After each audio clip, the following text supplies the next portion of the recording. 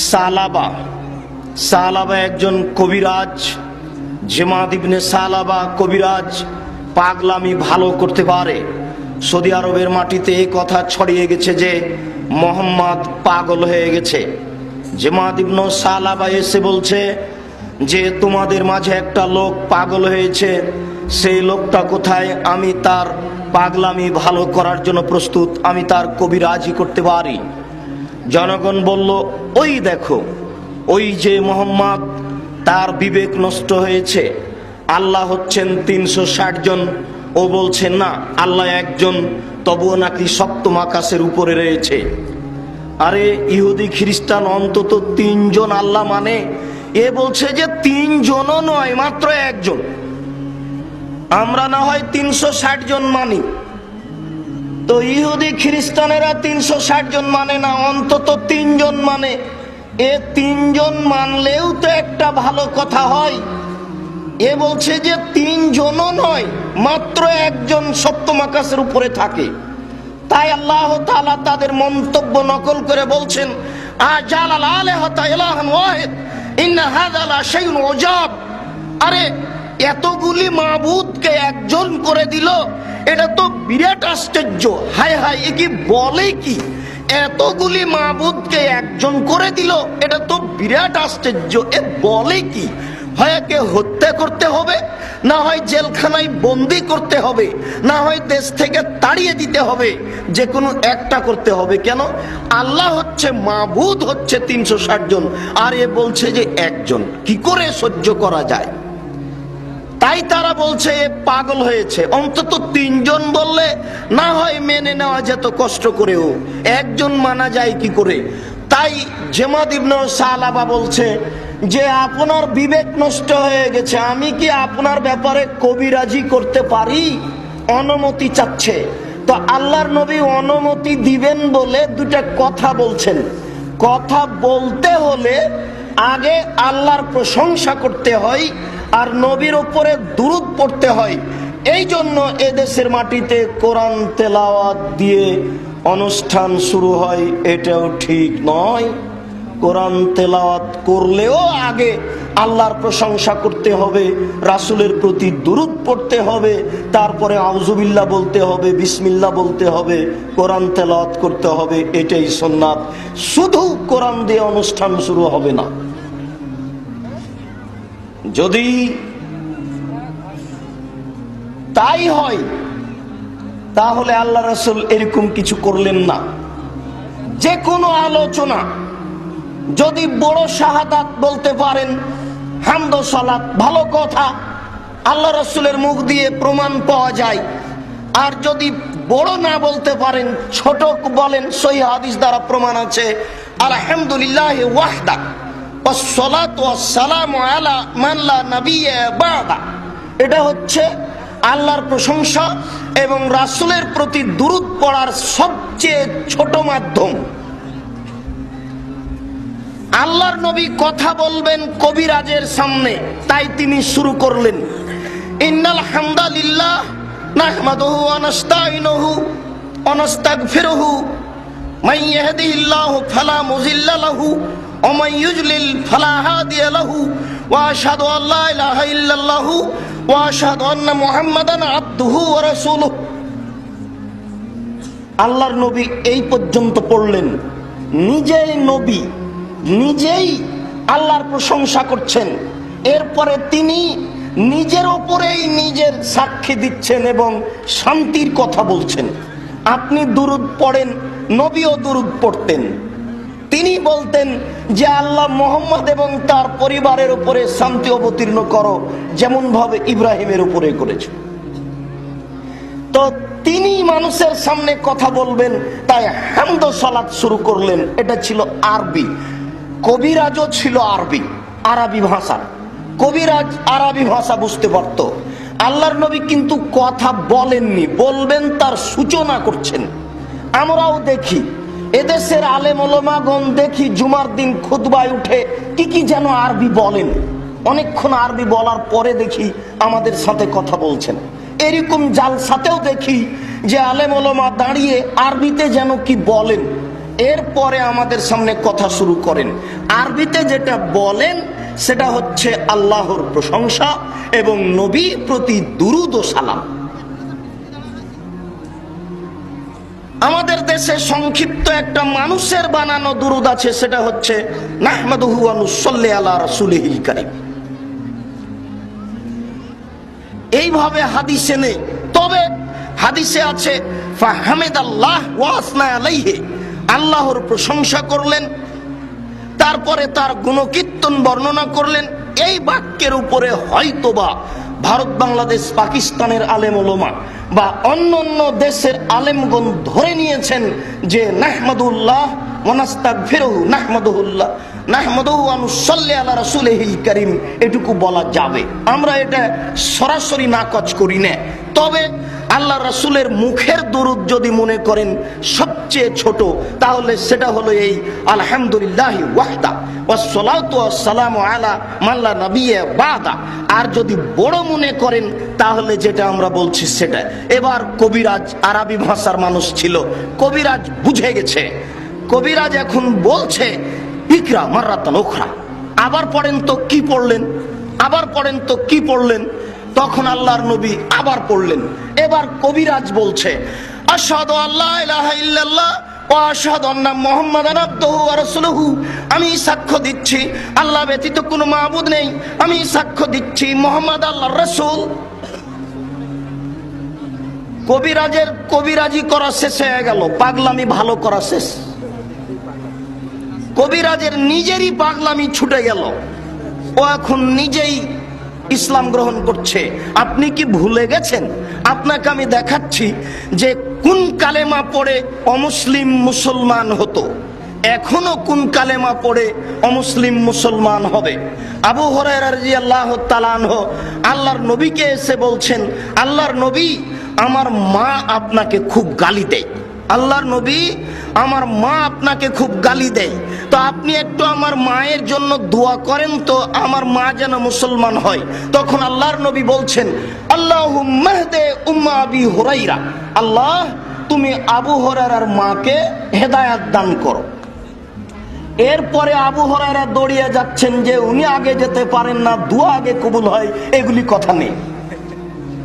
এগুলো কোন দিক থেকে এসে মিথ্যা কথা ঢুকে গেছে। আবু হুরায়রা রাদিয়াল্লাহু তাআলা আনহু এক পর্যায়ে দরজায় পৌঁছলেন, অল বাবু মুগলাক, গরিব মানুষ। আবু হুরায়রা গরিব মানুষ, আপনাদের চেয়ে বেশি গরিব। আবু হুরায়রার নিজস্ব বিবরণ যে আমি 2 দিন 3 দিন খেতে পেতাম না, কোনো খাওয়ারই নেই। আমি মসজিদে নববীতে পেট মাটির ওপরে চাপা দিয়ে উপর হয়ে শুয়ে থাকতাম, তো মানুষ আমার খুব একটা দাম দিত না। আমি গরিব মানুষ, তো আমার উপরে লাথি দিয়ে পায়ের পাড়া দিয়ে চলে যেত, তো আমি এইভাবেই থেকে যেতাম, গরিব মানুষ। এখন আল্লাহর নবী দোয়া করলেন, ইনি বাড়ি যাচ্ছেন, বাড়িতে গিয়ে দেখছেন যে বাহির দরজা বন্ধ। জি সাতক্ষীরার মানুষ, আপনাকেই বলছি, মনে কিছু নেবেন না, বাড়ির বাহির দরজা তৈরি করতে হবে। একটা ঘর তৈরি করে আপনি বাড়ি তৈরি করেছেন এ কথা ভুল, ওটা চলবে না। আহলে হাদিসের কোনো বাড়ি এরকম থাকবে না। বাড়ির চতুর্দিক টাকা থাকলে ইট দিয়ে ঘেরুন, না থাকলে খড় দিয়ে ঘেরুন, না থাকলে চট ছালা দিয়ে ঘেরুন।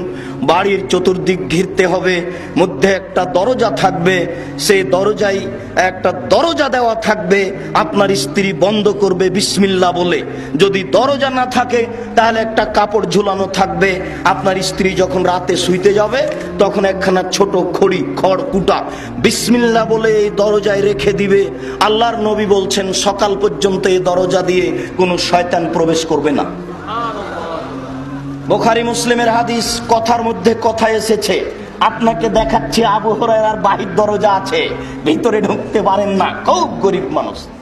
দরজায় গিয়ে থেমে গেলেন, ধাক্কা দিচ্ছেন, তবে তিনি বলছেন আমি পানির আওয়াজ শুনতে পাচ্ছি, মনে হচ্ছে যেন আমার মা ভিতরে পানি নাড়াচাড়া করছেন। তিনি কথা বলছেন, তার মানে তার মা গোসল করছে, ইসলাম গ্রহণ করবে, মন মানসিকতা পরিবর্তন হয়ে গেছে। যাদের মন পরিবর্তন হয়েছে আপনার প্রতি অসন্তুষ্ট, তার বদনাম করিয়েন না, তার গীবাত করিয়েন না, তার জন্য আল্লাহর কাছে দোয়া করেন। তার মনটা ভালো হয়ে গেলেই তো আপনাকে ভালোবাসবে। আপনি রংপুর থেকে এসেছেন বা অন্য জেলা থেকে এসেছেন, এসে বলছেন যে অমুক অমুক বলছে যে খবরদার যায় না, নওদাপাড়া মারামারি হতে পারে, গাড়ি ভেঙে দিতে পারে, দুই একজন মানুষ যাও। আপনি তার ব্যাপারে কিছু না বলে আগে আল্লাহকে বলুন, আল্লাহ ওর ভুল হচ্ছে, তুমি ওকে সংশোধন করো। এই কথা আগে বলতে হবে।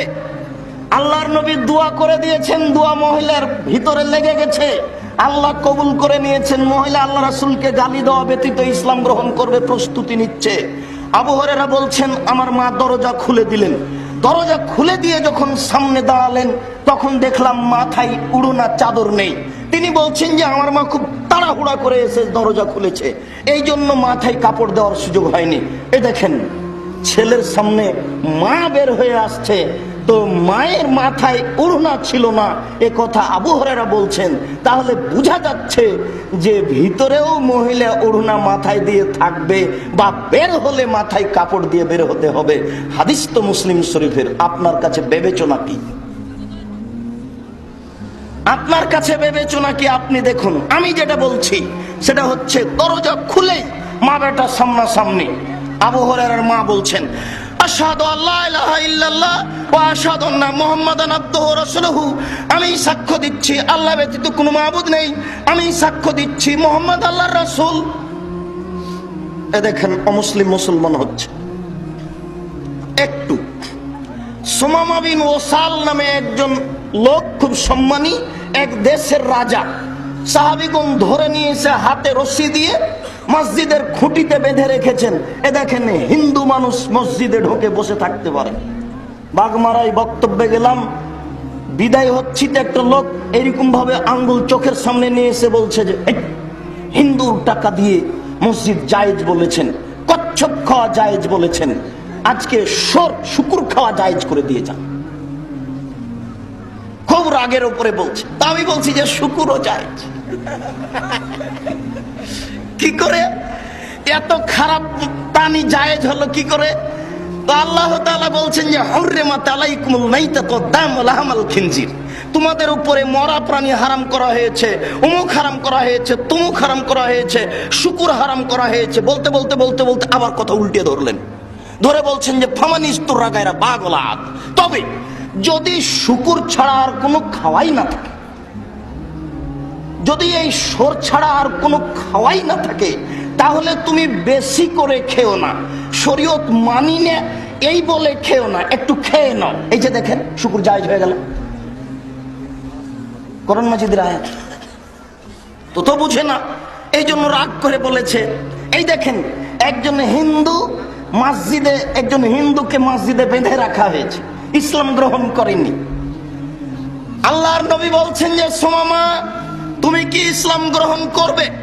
সুমামা বলছে তাকতল জাদামিন আইনতুনি ওয়ালা শাকিরিন, এই ইসলাম গ্রহণ করব মানে আপনি যদি আমাকে হত্যা করেন তাহলে আপনাকে হত্যা করা হবে, আপনি যদি আমাকে ছেড়ে দেন তাহলে আপনার শুকরিয়া আদায় করা হবে, ছাড়তে গিয়ে যদি পয়সা চান প্রদান করা হবে। আল্লাহর নবী কিছু বললেন না।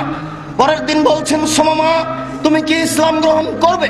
সুমামা বলছে ইসলাম গ্রহণ করব মানে আপনি যদি আমাকে হত্যা করেন রক্তের প্রতিশোধ নেওয়া হবে, আপনি যদি আমাকে ছেড়ে দেন শুকরিয়া আদায় করা হবে, ছাড়তে গিয়ে যদি পয়সা চান প্রদান করা হবে।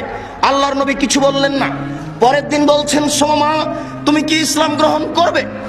সুমামা বলছে আমি ইসলাম গ্রহণ করব মানে আপনি যদি আমাকে হত্যা করেন রক্তের প্রতিশোধ নেওয়া হবে, আপনি যদি আমাকে ছেড়ে দেন শুকরিয়া আদায় করা হবে, ছাড়তে গিয়ে যদি পয়সা চান প্রদান করা হবে। আল্লাহর নবী বললেন সঙ্গী সাথী ফাতলে কুহু, একে ছেড়ে দাও, এ চলে যাক। সাহাবীগণ তাকে ছেড়ে দিলেন। এবার লোকটা চলে যাচ্ছে আর মনে মনে বলছে ভদ্র মানুষ হলে কি আর এত বড় ভদ্র হতে হয়? ভদ্র মানুষ দেখেছি, তবে এত বড় ভদ্র দেখিনি। যার বাড়িতে আমি 3 দিন থেকে বাঁধা আছি, রশি দিয়ে বাঁধা আছি, তাকেই বলছি যে আমাকে হত্যা করলে তোমাকেও করব, এরপরেও আমাকে ছেড়ে দেন না। এ খুব ভালো মানুষ।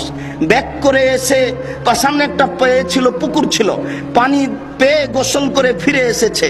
ইসলাম গ্রহণ করলে গোসল করতে হয়। গোসল করে ফিরে এসে বলছে আশহাদু আল্লা ইলাহা ইল্লাল্লাহ ওয়া আশহাদু আন্না মুহাম্মাদান আবদুহু ওয়া রাসূলুহু, আমি সাক্ষ্য দিচ্ছি আল্লাহ ব্যতীত কোনো মাবুদ নেই, আমি সাক্ষ্য দিচ্ছি মুহাম্মদ আল্লাহর রাসূল। এ দেখেন অমুসলিম মুসলমান হচ্ছে। এই কথা দেখাতে গিয়ে আপনাকে বুখারী মুসলিম থেকে কয়েকটি হাদিস পেশ করে দেখালাম।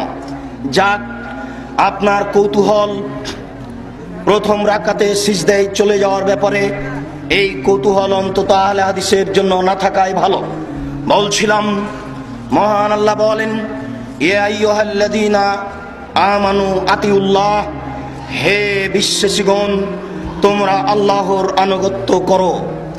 আল্লাহর আনুগত্য করো মানে আল্লাহর আনুগত্য কি দিয়ে করবেন? আল্লাহর আনুগত্য মানে তার সাথে শিরক করতে হবে না, তিনি এক অদ্বিতীয় এই বলে তাকে মেনে নিতে হবে। এটাই হচ্ছে আল্লাহর আনুগত্য।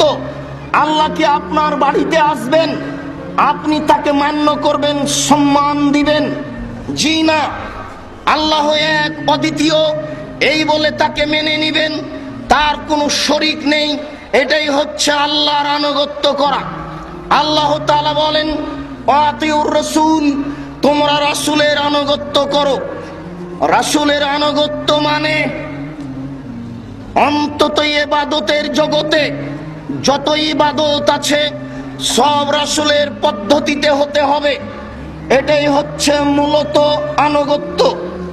এরপরে সামাজিক জীবনে চলাফেরার ব্যাপারে আল্লাহর নবী যেসব বৈশিষ্ট্য পেশ করেছেন, এসব বৈশিষ্ট্য আপনার ভিতরে আসতে হবে।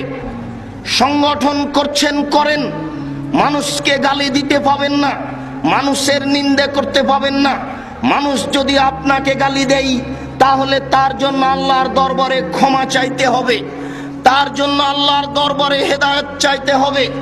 এই হচ্ছে আল্লাহর রাসূলের আনুগত্য।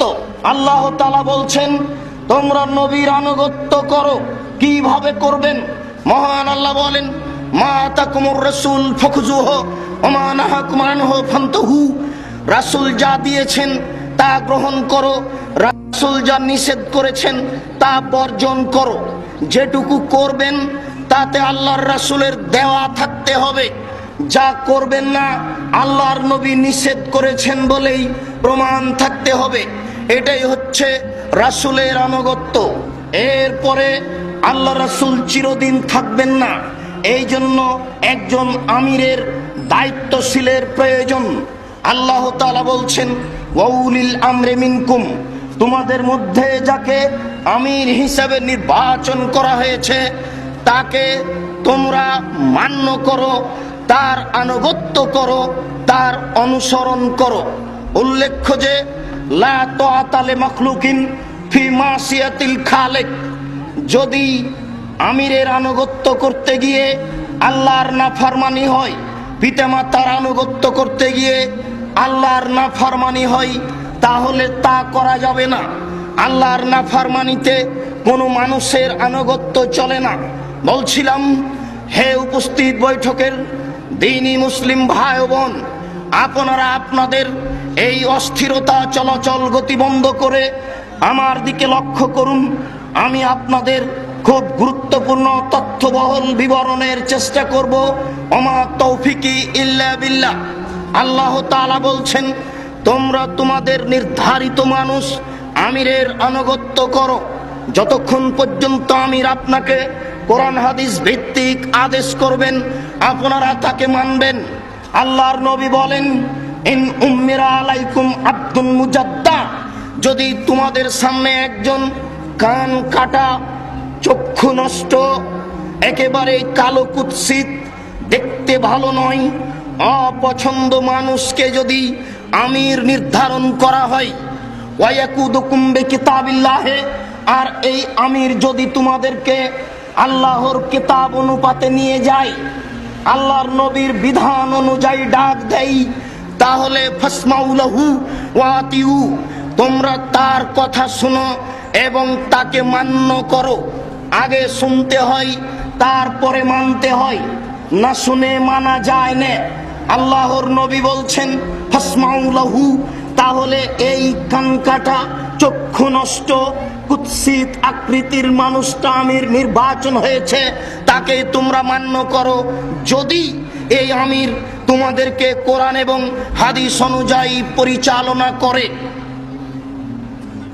আবু হুরায়রা রাদিয়াল্লাহু তাআলা আনহু বলেন, নবী করিম সাল্লাল্লাহু আলাইহি সাল্লাম বললেন, মান আতানি ফাকাদ আতা আল্লাহ, কেউ যদি আমার আনুগত্য করে তাহলে সে আল্লাহর আনুগত্য করলো। ওমান আসানি ফাকাদ আসা আল্লাহ, কেউ যদি আমার নাফরমানি করে তাহলে সে আল্লাহর নাফরমানি করলো। ওমাইতুল আমিরা ফাকাদ আতানি, কেউ যদি আমিরের আনুগত্য করে তাহলে সে আমারই আনুগত্য করলো। তাহলে আমির একজন ব্যাপার, কিয়ামত পর্যন্ত আমিরের একটা পদ থেকে যাচ্ছে, যার আনুগত্য করতে হবে।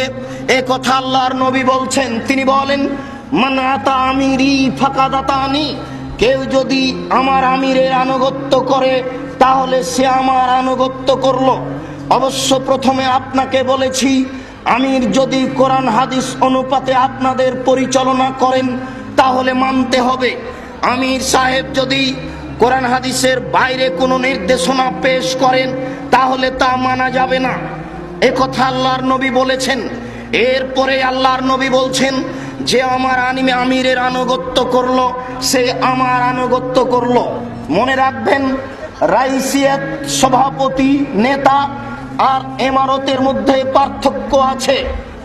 রাইস নেতা মানে 10 জন বসে একজনকে নির্বাচন করেছেন, 10 জন বসে একজনকে নির্বাচন করেছেন।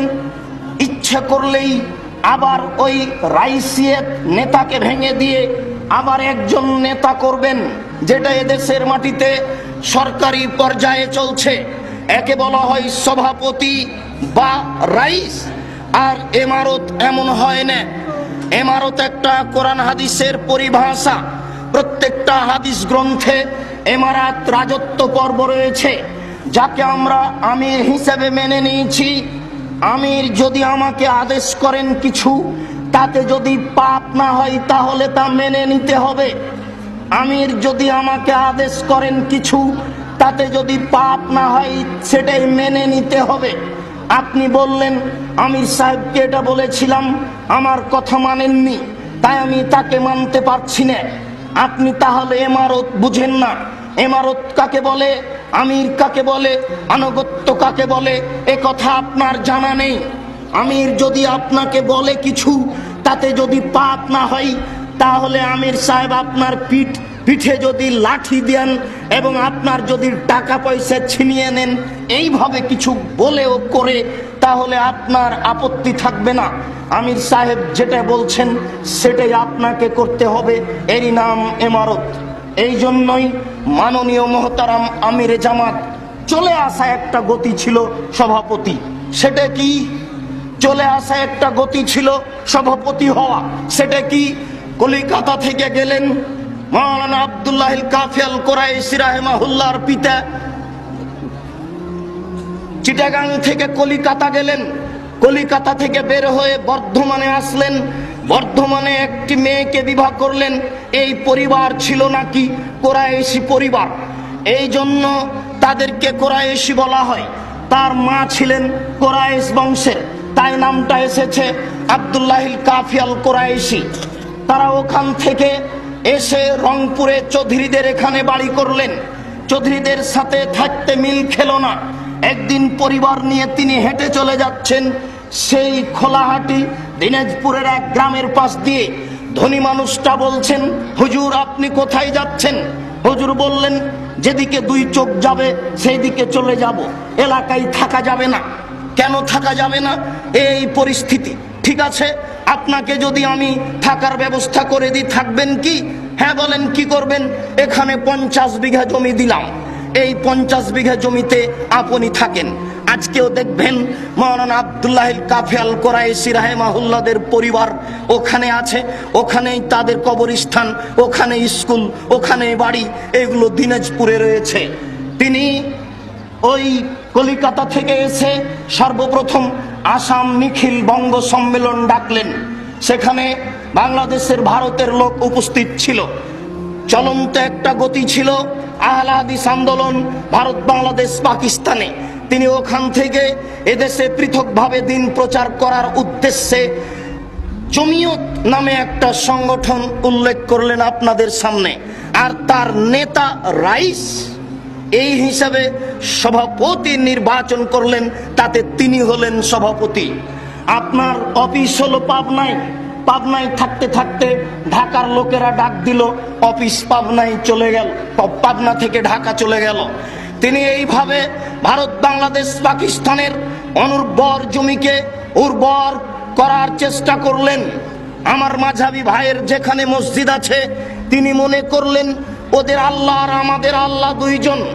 ওদের আল্লাহর আকার আকৃতি নেই, আমাদের আল্লাহর আকার আকৃতি আছে।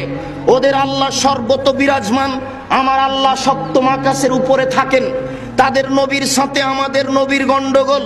তাদের নবী হচ্ছেন নূরের তৈরি, আমাদের নবী হচ্ছেন মাটির তৈরি। অতএব আকীদাগত হিসাবে তফাৎ থেকে গেছে।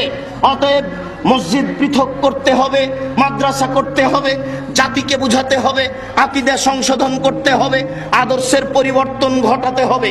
আকীদা পরিবর্তন করো তো আদর্শের পরিবর্তন ঘটার উদ্দেশ্যে ভারত, বাংলাদেশ, পাকিস্তানের অনুর্বর জমিকে উর্বর করার জন্য চেষ্টা করলেন। 1960 সালে তিনি দুনিয়া থেকে বিদায় নিলেন।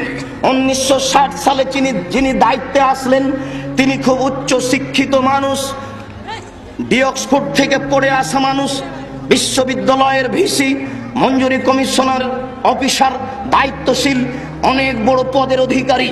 মানুষের দরজায় সময় মতো যাওয়ার সুযোগ হলো না। মানুষ ধীরে ধীরে ধীরে ধীরে পথচ্যুত হয়ে গেল, সঠিক পথ থেকে বেঠিক পথে চলে গেল। কোথায় মালফুজাতে ইলিয়াস চলে গেলেন সৌদি আরবে, ঘুমিয়ে আছেন। আল্লাহ বলছেন, ইলিয়াস তুমি এখানে এসেছো কেন? হজ করতে এসেছি, তুমি চলে যাও সৌদি আরব, বাংলাদেশ, ভারত, পাকিস্তানে যাও, এখানে থাকতে হবে না, ঘুমিয়ে যাবে। ঘুমে তুমি যা দেখবে সেটাই জনগণকে বলবে, এটাই ইসলাম। তাই ইলিয়াস এদেশে এসে মালফুজাতে ইলিয়াস লেখে তাবলিগি ইলিয়াস এদেশের মাটিতে চালু করলেন। এখানে এইরকম আকীদাই আমাদের আকীদার লোকেরা চলে গেল, বুঝতে পারলো না। আপনি চলে গেছেন, এতে আমি নিজেকে দুঃখিত মনে করি না। আমরা যারা দায়িত্ব পালন করছি তাদের জন্যই মূলত দুঃখ। 1960 সাল থেকে নিয়ে এ যাবৎ 1960 সাল থেকে নিয়ে এ যাবৎ 1960 সাল থেকে নিয়ে এ যাবৎ এদেশের মাটিতে আহলে হাদিস আন্দোলনের তৎপরতা একেবারে নিচে যেতে যেতে মনে হচ্ছে যাই নিভাই বাতিতে আর তেল নেই, এই নিভাই কি জ্বলে, এই নিভাই কি জ্বলে, এইভাবে থাকতে লাগলো। 1994 সালে এই সাতক্ষীরার জনৈক উচ্চ শিক্ষিত ভদ্রলোক মোহতারাম আমিরে জামাত ডক্টর আসাদুল্লাহ আল গালেব এই হাল ধরে বললেন, না এইভাবে হবে না, মানুষকে সচেতন করতে হবে, মানুষের আকীদা পরিবর্তন করতে হবে। মানুষ ভুল পথে চলে যাচ্ছে, নিজের পথ ছেড়ে অন্য পথে চলে যাচ্ছে। এই কাজ আমাদের করতে হবে, মানুষের আকীদা সংশোধন করতে হবে, আদর্শের পরিবর্তন ঘটাতে হবে। তাই তিনি যুবকদের নিয়ে যুব সংঘ করলেন, বাচ্চাদের নিয়ে সুনামনি করলেন, আপনাদের নিয়ে আহলে হাদিস আন্দোলন করলেন। জাতির কাছে সব জায়গায় যাওয়া সম্ভব নয়, তাই তিনি আত্মাহারিক পত্রিকা বই আকারে বের করলেন, যাতে করে সবার কাছে যায়, ফতোয়া যেন খুব ঠিক হয়। এই জন্য তিনি ফতোয়া বোর্ড তৈরি করলেন। এদেশের মাটিতে ফতোয়া বোর্ডের মাধ্যমে ফতোয়া বের হবে, এটা সর্বপ্রথম চিন্তা চেতনা, সর্বপ্রথম কাজ হচ্ছে মাননীয় মোহতারাম আমিরে জামাত ডক্টর আসাদুল্লাহ আল গালেবের পরিকল্পনা। 1994 সাল থেকে নিয়ে এদেশের মাটিতে একটা তৎপরতা চলতে থাকলো। ওই তৎপরতার বিনিময়ে আজকে আপনি মনে করছেন আমার আকীদা সংশোধন হয়েছে।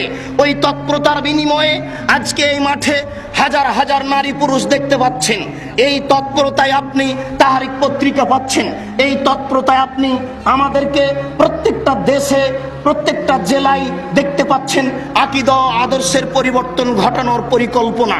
যা দুঃখিত, সময় সাপেক্ষে আপনাকে আমি বলার চেষ্টা করব। আমাদের তৎপরতার অভাবে আমরা পিছনে চলে গেছি। 1960 সাল থেকে নিয়ে 1994 সাল পর্যন্ত দু একদিন নয়, দেখেন তো কতদিন হয়।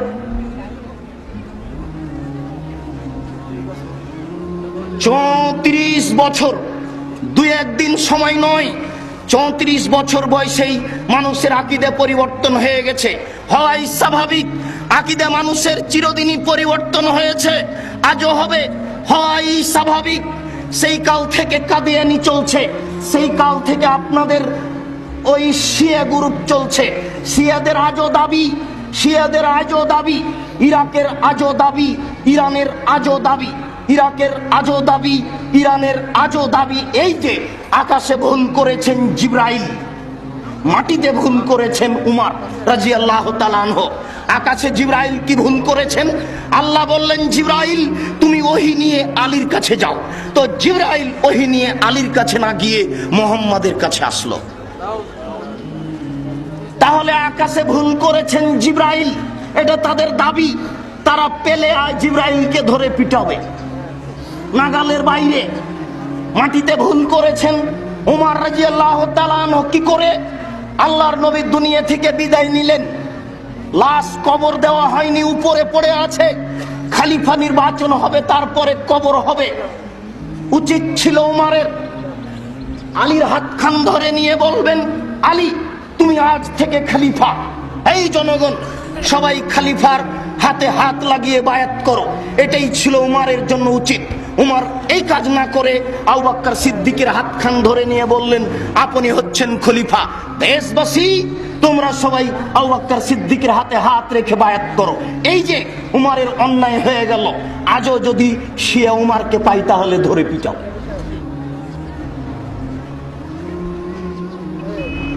জাতির আকীদার পরিবর্তন অনেক দিন আগে থেকেই আছে। আল্লাহর নবী দুনিয়া থেকে বিদায় নিলেন, খলিফা হলেন আবু বকর সিদ্দিক। ফাতেমা রাদিয়াল্লাহু তাআলা আনহা এবং আলী স্বামী স্ত্রী দুইজন আবু বকর সিদ্দিকের কাছে আসলেন। এসে বললেন, আমার শ্বশুরের জমি জায়গা অর্থ সম্পদ বুঝিয়ে দেন। ফাতেমা বললেন, আমার পিতার অর্থ সম্পদ জমি জায়গা বুঝিয়ে দেন। আবু বকর সিদ্দিক বললেন, জি না, হবে না। রাসূল বলেছেন নবীদেরকে উত্তরাধিকারী হয় না, অতএব এ কাজ করা যাবে না। আমি আবু বকর সিদ্দিক বলছি এ কাজ করতে পারবো না। স্বামী স্ত্রী রাগ করে উঠে গেলেন। আবু বকর সিদ্দিকের সাথে কথা বলা বন্ধ হয়ে গেল, এমন ভাবে বন্ধ হয়ে গেল। স্ত্রী ফাতেমা মারা গেলেন গভীর রাতে। আবু বকর উমরকে জানালেন না, আলী নিজে নিজেই কবর খুঁড়ে স্ত্রীকে মাটিতে পুঁতে দিলেন। আবু বকর উমরকে জানালেন না। সমাজে আজও দ্বন্দ্ব দেখা দিতে পারে, নিরাশার কিছু নেই। সমাজে আজও দ্বন্দ্ব দেখা দিতে পারে, নিরাশার কিছু নেই। আশা রেখেই আপনাকে আগে বাড়তে হবে। সেই দিন নাম উল্লেখ করছি না এই বৈঠকে, পাকিস্তানে লোকটি বললেন যে নির্বাচন পদ্ধতিতে নেমে খলিফা হতে হবে, দেশ পরিচালনা করতে হবে। সম্ভবত যাক বর্তমান প্রায় 70 বছর হচ্ছে। 70 বছর থেকে এই তৎপরতাই চলছে যে এদেশের খেলাফত দখল করতে হবে নির্বাচনের মাধ্যমে। আমরা যদি সংসদে যেতে পারি তাহলেই এদেশে কোরআন এবং হাদিস এর আইন চালু করতে পারবো। এই আকীদা ঠিক নয়। যদি তাই হতো তাহলে ফেরাউন মারা গেল, সংসদ খালি হলো। ফেরাউন ডুবে গেল, সংসদ খালি হলো। মুসা আলাইহিস সালাম ওই সংসদে বসে দেশবাসীকে বলবেন আল্লাহ একজন, তা না করে মুসা আলাইহিস সালাম নদীর অপর পাড়ে গিয়ে বালুর চরে চরে ঘুরে বেড়াচ্ছেন। ফেরাউন ডুবে গেল, সংসদ বিরান পড়ে থেকে গেল।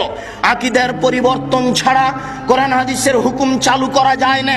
আদর্শের পরিবর্তন ছাড়া কোরআন হাদিসের হুকুম চালু করা যায় না। আমি একজন দায়িত্বশীল, আমাকে একজন হিন্দু ভোট দিয়েছে, আমি কি তার উপরে কোরআনের হুকুম চালু করতে পারবো? একেবারে নগ্ন মহিলা আমাকে ভোট দিয়েছে, আমি কি তাকে এখন বলতে পারি যে তুমি এই মুহূর্তেই হেজাব পরিধান করো, পর্দা করতে হবে। এদেশের যারা সুদখোর ঘুষখোর, অফিস আদালত সুদে ঘুষে পরিপূর্ণ হয়ে আছে, আমি বললাম আজকেই তোমাকে এগুলি মানতে হবে। তাহলে কি তারা মেনে নিতে সক্ষম? জি না। যতক্ষণ পর্যন্ত তার আকীদা পরিবর্তন না করতে পেরেছি, তাকে বুঝাতে না পেরেছি সুদ খাওয়া হারাম, সুদ বৈধ নয়, তোমাকে ছেড়ে দিতে হবে। তুমি একজন মহিলা, তোমাকে পর্দা করতে হবে। ও নিজেই বলবে ঠিক আছে আজ থেকে আমি পর্দা স্বীকার করলাম, ও নিজেই বলবে আজ আমি সুদ ছেড়ে দিলাম। এইভাবে যখন মানুষ সবাই ছেড়ে দিবে, তখন তার উপরে কোরআন হাদিস চালু করা যাবে। এটাই হচ্ছে ইমারত, এটাই পথপন্থা হচ্ছে আমিরের। আমির জনগণকে আনুগত্যের ভিত্তিতে কোরআন হাদিসের আদেশ করবেন, আল্লাহ এবং আল্লাহর রাসূলের আইন বাস্তবায়নের চেষ্টা করবেন। তাই আল্লাহর নবী বললেন, শোনো, একজন কান কাটা মানুষ, নাক কাটা মানুষ, কুৎসিত মানুষ যদি আমির হয় আর যদি কোরআন হাদিস অনুপাতে পরিচালনা করে, তাহলে তোমরা তা মেনে নাও। আবু হুরায়রা রাদিয়াল্লাহু তাআলা আনহু বলেন, রাসূল সাল্লাল্লাহু আলাইহি সাল্লাম বললেন, মান রা মিন আমিরিহি শায়ান ইয়াকরাহুহু, কেউ যদি আমিরের মধ্যে কোনো ভুল ত্রুটি দেখতে পায়, আমির একজন মানুষ, ভুল হতে পারে। নবীগণেরও সিদ্ধান্তে কিছু ভুল হয়েছে। কি ভুল বলেন কি আব্দুর রাজাক সাহেব, বলেন কি? জি, আল্লাহর নবী মদিনায় গেলেন, দেখলেন জনগণ পুরুষ খেজুরের ওই ছড়াগুলি মাদি খেজুর গাছে লাগিয়ে দিচ্ছে। আল্লাহর নবী বললেন, এ কি, এটা না করলে হয় না? ঠিক আছে, আপনাকে আমরা নবী বলে মানি, আপনাকে মান্য করি, বললেন, ছেড়ে দিল। পরের বছর তারা করলো না এই কাজ, খেজুর কমে গেল শত শত মন। জনগণ এসে বলল, আল্লাহর নবী ঘটনা উল্টে গেছে, খেজুর কমে গেল। ঠিক আছে, দুনিয়াবি ব্যাপারে তোমরাই ভালো বুঝো, আমি অত বুঝি না। দিনের ব্যাপারে যেটা বলছি সেটা গ্রহণ করবে, দুনিয়ার ব্যাপারে তোমাদের চিন্তা গ্রহণীয়। জনগণ আবার পুরুষ খেজুরের ছড়াগুলি মাদি খেজুরের গাছে লাগাতে লাগলো, ফল বেশি হলো, আজও হচ্ছে। এ দেখেন, বিষয়টি ভেবে দেখুন, বিষয়টি ভাববার। সামাজিক ব্যাপারে আমিরের একটা ভুল হয়েছে, আপনি মনে করলেন হয়েছি, তাতে আসে যায় না। আল্লাহর নবী বলছেন, ফল ইয়াসবির, ধৈর্য ধারণ করো।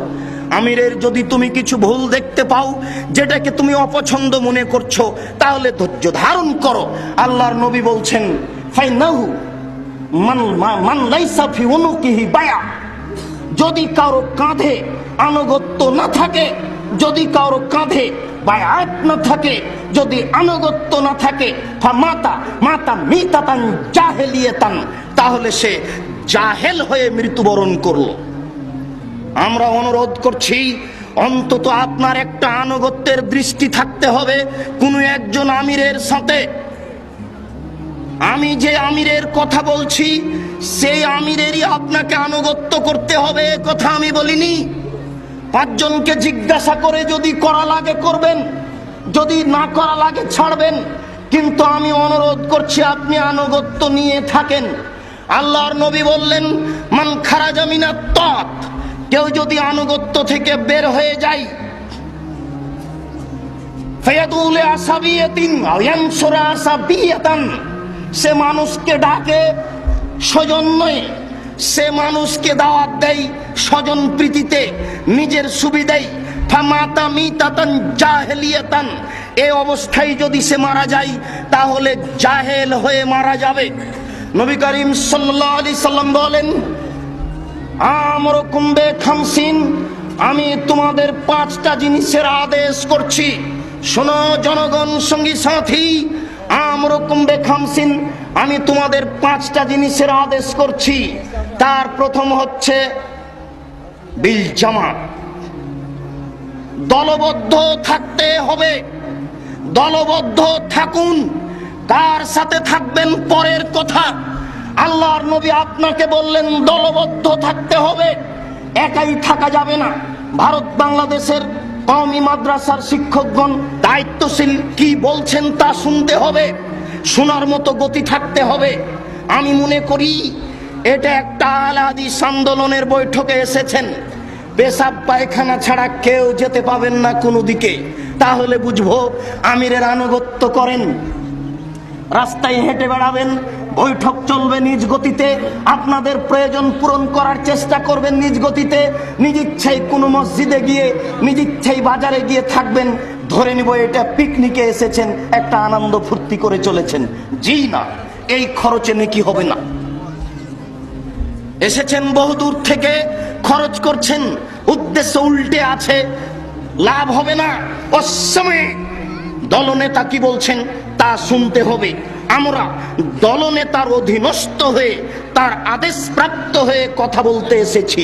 আমাদের কথা আপনাকে শুনতে হবে, তিতা লাগলেও শুনতে হবে, মিঠা লাগলেও শুনতে হবে, শোনা জরুরি। আগে শুনুন, এরপরে 3 নম্বর আল্লাহর নবী বলছেন অত্যাতে আনুগত্য করতে হবে। আনুগত্য করা কথাটা পরে, শোনা কথাটা আগে। শোনাটা যদি আল্লাহর নাফরমানিতে হয় তাহলে আনুগত্য করব না, আর শোনাটা যদি আল্লাহ রাসূলের আনুগত্য হয় তাহলে কষ্ট হলেও, মাল হারিয়ে গেলেও, টাকা হারিয়ে গেলেও, মান সম্মানের আঘাত আসলেও মাথা পেতে নিব। আমি দায়িত্বশীল, আমার মানের হানি হচ্ছে। জি না, মানের হানি হয়নি, আমির সাহেব যা বলছেন সেটাই মেনে নিতে হবে। না মানলেই ইহকালেও মানের হানি হবে, পরকালেও মানের হানি হবে। এটাই চূড়ান্ত, মান রক্ষা করা যাবে না। কেননা আমি আমিরের আনুগত্য করছি না। শুনুন, শোনা আগে, এরপরে মেনে নেওয়া কাজটি তারপরে আল্লাহর নবী বলছেন অল জেহাদ, জেহাদ কাজটি 4 নম্বরে এসেছে। আমির নির্বাচন হয়েছেন, তিনি আমাদের পথের নির্দেশনা দিয়েছেন, এরপরে আনুগত্য আমরা করে নিয়েছি, মেনে নিয়েছি। তখন আমির বলবেন চলো যাই জেহাদে, তাহলে জেহাদে নামতে পারি। যদিচ জেহাদ 2 ধরনের হতে পারে। আল্লাহর নবী বলছেন জাহেদু বিল মুশরিকিনা বিআমওয়ালিহিম ওয়া আলসিনাতিহিম ওয়া আনফুসিহিম, তারা জেহাদ করুক, তোমরা জেহাদ করো তোমাদের আত্মার বিনিময়ে, এটা হলো সশস্ত্রে জেহাদ।